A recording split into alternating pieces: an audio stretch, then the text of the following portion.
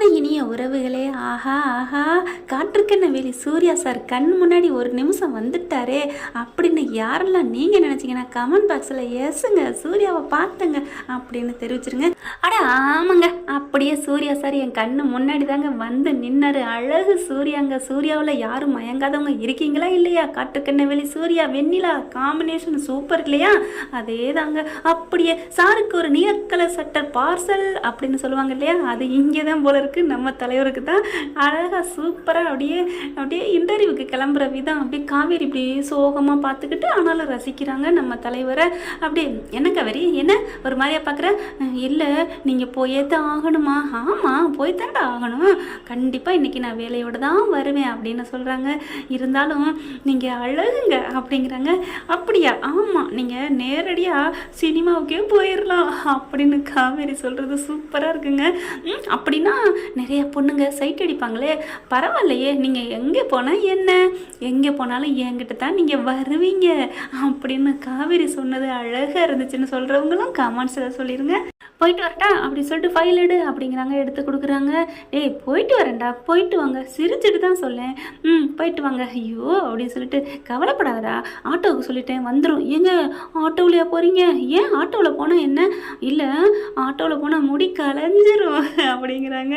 ஏய் அதெல்லாம் சீப்பு இருக்குது, நான் சீவிக்கிறேன், இந்த கவலை வேறையா உனக்கு அப்படின்னு சொல்லிட்டு கிளம்புறாங்க. கரெக்டாக வெளியில் அப்பளம் போட்டுக்கிட்டு இருக்காங்க. பிஸ்னஸ் உமன் ஆகிட்டாங்க இல்லையா, வெளியில் வராங்க. ஆனால் யாருமே இல்லைங்க. டக்கு டக்குன்னு கிளம்பி போகிறாரு. பாய் சொல்லிட்டு மாமாவுக்கு ஒரு முத்தம் கொடுடி அப்படின்னு சொல்லுவார்னு பார்த்தா இன்னைக்கு என்னமோ அதை மிஸ்ஸிங் பண்ணிட்டாங்க. கீழே இறங்கி போயிடுறாரு. இவங்க மாடிக்கு ஓடி வந்து அப்படியே வறண்டாவுக்கு மேலே நிற்கிறாங்க. வெளியில் வந்து டாட்டா பாய் அப்படின்னு சொல்ல நம்ம தலைவரும் பாய் பாய் பாய் அப்படின்னு சொல்லிட்டு ஆட்டோவில் ஏறி போயிடுறாங்க. சாரதா அப்போ தாங்க வர்றாங்க. என்னடி வேலைக்கு போகிறாரா? ஆமாம்மா, எனக்கு கஷ்டமாக இருக்குமா ஆட்டோவில் போகிறது, எனக்காகத்தாம்மா அவர் இவ்வளோ கஷ்டப்படுறாரு. ஏய் எனக்கும் அப்படி தாண்டி இருக்குது, பாவண்டி, இந்த பிள்ளை இவ்வளவு நல்ல பிள்ளையா இருக்கும்னு நான் நினைக்காம போயிட்டேன்டி, இவ்வளவு நல்ல மனசாக இருக்காரு அப்படிங்கிறாங்க. என்னடி பண்ணுறது, ரொம்ப நான் திட்டி தீர்த்துட்டேன்டி. அம்மா அதெல்லாம் விடுமா, அதை பற்றிலாம் ஒன்றும் இல்லை, அவர் இப்போ வேலைக்கு கண்டிப்பாக போயே தீருவேன்னு போகிறாருமா, என்னால் தானம்மா அவர் இவ்வளோ கஷ்டப்படுறாரு அப்படிங்கிறாங்க. என்னடி பண்ணுறது, நான் ரொம்ப அந்த பிள்ளைய படுத்தி எடுத்துட்டேன்டி, என்ன பண்ணுறது, உங்கள் அப்பா போனதுக்கப்புறம் யார் மேலேயுமே எனக்கு நம்பிக்கை இல்லாமல் போச்சே, அதனால தான் அந்த பிள்ளை மேலேயும் இப்படி நான் பண்ணிட்டேன். ஆனால் உன் மேலே எவ்வளோ பாசமாக இருக்காரு, இது தெரியாமல் போச்சேடி, கவலைப்படாதடி அப்படின்னு சொல்லிட்டு ஆறுதல் பண்ணிட்டு போகிறாங்க.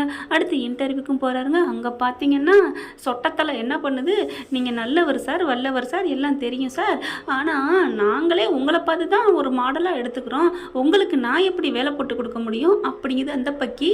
சார் அதெல்லாம் நான் நல்லா வேலை பார்ப்பேன் சார், நான் என் கம்பெனியை விட்டு நான் வெளியில் வந்துட்டேன் சார் அப்படின்னு விஜய் எவ்வளவோ சொல்கிறாங்க. வெளியில் வந்தால் என்ன சார், ஆனாலும் உங்கள் கம்பெனி உங்ககிட்ட தானே இருக்குது அப்படிங்கிறாரு.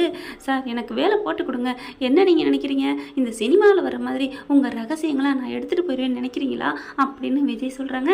சார் அதெல்லாம் இல்லை சார், நீங்கள் எப்படிங்கிறது எங்களுக்கு தெரியும், நாங்கள் என்ன லெவலில் இருக்கணும் உங்களுக்கு தெரியும், உங்களுக்கு போய் நான் வேலை கொடுத்து அது சரி வராது சார், நீங்கள் இருக்கிற பொசிஷனுக்கும் உயர்வுக்கும் எனக்கு மேலே தான் உங்களுக்கு ஒரு பதவி போட்டு கொடுக்கணும், உங்களுக்கு போட்டு கொடுக்குற அளவுக்கு என் கம்பெனியில் இடம் இல்லை சார், உனக்கு வேலை இல்லை என் கம்பெனியில் அப்படின்னு சொல்ல கேள்விப்பட்டிருக்கேங்க. ஆனால் என் கம்பெனிக்கே மதிப்பு இல்லை, அந்த கடவுளே குழம்பிட்டாருன்னு சொல்லுவாங்க இல்லையா, அந்த மாதிரி சொல்லிட்டாரு. விஜய்னால ஒன்றும் பண்ண முடியலைங்க. அங்கேருந்து கிளம்பிடுறாரு. உண்மையிலே பரிதாப நிலை மாதிரி தான் இருக்குது. எதுக்குப்பா உங்களுக்கு இந்த இது தேவையா? தாத்தா பாட்டி ஏற்றுக்கிட்டாங்க, போக வேண்டியதானே, கதை இழுக்கணும்ல நமக்காக. சரி ஓகே. அடுத்து இந்த பிள்ளை பார்த்தீங்கன்னா யூடியூப்பில் ஒன்று பார்த்துருது, சொந்தத்துக்குள்ள கல்யாணம் பண்ணிட்டா குழந்தை ஊனமா ஏதோ அப்படி இப்படின்னு சொல்லிட்டு அதனால என்ன பண்ணுறாங்க, ரொம்ப கவலைப்பட்டுக்கிட்டு என்னங்க அப்படின்னு குமரனை போயிட்டு வாருன்னு வாருதுங்க. விடுமா அதெல்லாம் சரியாக போயிடும், தைக்க விடலைங்க, அவரை போட்டு தாளித்து எடுக்குது.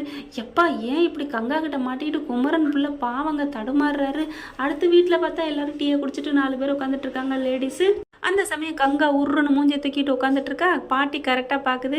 ஏண்டி என்னடி கப்பலை கவுத்து விட்ட மாதிரி உட்காந்துட்டு இருக்க அப்படின்னு சொல்ல காவேரி உடனே பாட்டி எல்லாரும் கப்பை கவுந்த மாதிரி உட்காந்துக்கிட்டு தான் கேட்பாங்க, நீங்கள் என்ன பாட்டி கப்பலை கவுத்து விட்ட மாதிரின்னு சொல்கிறீங்க அப்படின்னு காவேரி கேட்க, அது நீ கேட்டிருந்தா கரெக்டாக இப்போ சொல்லியிருப்பாங்க, நீ அந்த மாதிரி இருந்திருந்தா நான் இல்லை, என்னன்னா அந்த வீட்டில் இலக்காரம் தானே அப்படின்னு கங்கா பார்த்தீங்கன்னா மறுபடியும் ஒரு குதர்க்கமாக பேசுது. ஏண்டி இப்படி இருக்கிற, எதுக்கு இப்படி பேசுகிற அப்படிங்கிறாங்க. ஆமாம் என் கவலை எனக்கு, நானே கவலையாக இருக்கேன் அப்படின்னு சொல்லிட்டு, காவேரி எனக்கு ஒரு கவலையாக இருக்குடி. என்னக்கா உனக்கு என்ன கவலை? இந்த மாதிரி நான் பார்த்தேன்டி. உடனே காவேரி இருந்துட்டு, அக்கா ஒரு இது யூடியூப்பில் பார்த்தா அப்படிதாக்கா எல்லாமே வரும்க்கா, அதை பற்றிலாம் நீ பயப்படக்கூடாதுக்கா, நீ கவலைப்படாத அப்படிங்கிறாங்களா. உடனே என் கவலை எனக்குடி அப்படிங்கிறாங்க. அடியே உனக்கு என்னடி, உனைய நல்லாத்தான் தாங்குதாங்கன்னு தாங்கணும். ஆனால் காவேரி தான் பாவம், அவள் வயிற்றுல புள்ளைய வச்சுட்டு நிம்மதியே இல்லாமல் இது நாள் வரைக்கும் இருந்தா. இப்போ தான் ஏதோ 2-3 நாளாக சந்தோஷமாக இருக்கிறா.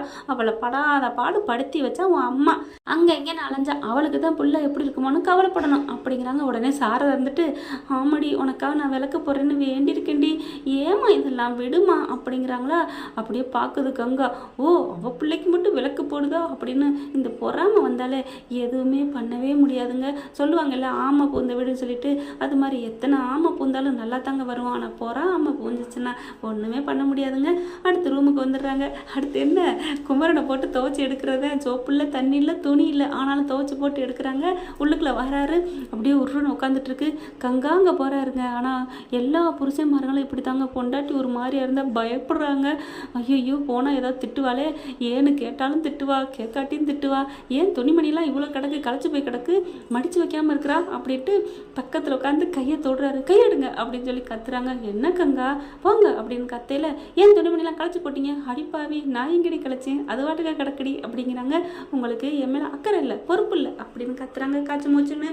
ஏன் கங்கா இப்படிலாம் பேசுகிறேன்? ஆமாம் நானே பயமாக இருக்கேன் தெரியுமா, சொந்தத்தில் கல்யாணத்தை பண்ணிட்டு இப்போ என் குழந்தைக்கு என்ன ஆகுமோ ஏதாகுமா, அதெல்லாம் பயப்படாத கங்கா, நாளைக்கு கண்டிப்பாக எல்லாம் நல்லா ஆகும் அப்படி இப்படின்னு குமரன் மறுபடியும் சமாளிக்கிறாரு. நான் தூங்க போகணும், வா தூங்குவோமா, இதெல்லாம் எடுத்து வைப்போமா அப்படின்னு துணியை எடுத்து வைக்க, உங்களுக்கு எப்படி தாங்க தூக்கம் வருது? ஏன் கங்கா இதில் என்ன இருக்குது, வேலையை பார்த்தாச்சு சாப்பிட்டாச்சு தூங்க வேண்டியது தானே, ஐயோ அப்படின்னு சொல்லிட்டு கத்தி விட்டு அங்கேருந்து கிளம்பி போகிறாங்க. வெளியில் போனால் ஐயோ அப்படியே செம்ம சீனுங்க. நம்ம தலைவியை அழகாக ரொமான்ஸ் பண்ணிக்கிட்டே இருக்காங்க. எப்படிமா 24 மணி நேரமும் ஓவர் டியூட்டி போட்டு பார்த்துட்டே இருக்காரு, லவ்ஸ் பண்ணிக்கிட்டே இருக்காரு அப்படின்னு நினைக்கிற அளவுக்கு கங்கா பார்க்குது. எரியறதுல என்ன ஊத்துற மாதிரி, சே அந்த அசிங்கத்துக்கு இதுக்கு அது எவ்வளோ தேவலை, அடி பாவி என்னடி கங்கா இப்படி ஆகிட்ட அப்படிதான் தோணுது. அப்படியே கதவை சாத்திட்டு போகுதா, கரெக்டாக டம்முன்னு அந்த கதவு சத்தத்தில் காவேரியும் விஜயும் நிமிர்ந்து பார்க்குறாங்க. அவங்க ஜாடையில் பேசிக்கிட்டாங்க. உங்களுக்குலாம் என்னங்கிறத கமெண்ட்ஸில் சொல்லுங்கள், எனக்கு புரிஞ்சதை நான் சொல்கிறேன். அதாவது என்ன, கதவு டம்முன்னு சத்தம் கேட்டுச்சு அப்படின்னு 2 பேரும் பேசுகிற மாதிரியும், அக்கா தான் ஏதாவது கோதாவரி தான் ஏதாவது கிறுக்கு மாதிரி வந்து கதவை சாத்திட்டு போயிருக்கும், நம்ம இப்படி கொஞ்சிக்கிட்டு இருக்கோம் இல்லையா அந்த பொறாமையில் அப்படிங்கிற மாதிரி விஜய் சொன்ன மாதிரியோ இல்லை காவேரி சொன்ன மாதிரியோ ஆமாம் அப்படின்னு 2 பேரும் தலையை அசைச்சிக்கிறாங்க. அதை நான் தான் இதை தாங்க நானே யோகிச்சு, நீங்கள் என்ன யோசிச்சிங்கன்னு கமெண்ட்ஸில் சொல்லிடுங்க. வேகமாக உள்ளுக்க கங்கா போகுதா. குமரன் கேட்குறாரு, என்ன வந்துட்ட, ஒன்றும் இல்லை பேசாமல் இருங்க அப்படின்னு சொல்லிட்டு டென்ஷனில் படுக்கிறாங்களா. உட்காந்துட்டு புலம்புது. ஆனால் அவங்க நமக்கு என்ன, யார் எப்படி போனால் நமக்கு என்ன, நம்ம டியூட்டி வந்து சந்தோஷமாக இருக்கணும் அதுதான் அப்படிங்கிற மாதிரி காவேரி விஜயம் பேசி கொஞ்சிக்கிட்டு இருக்காங்க.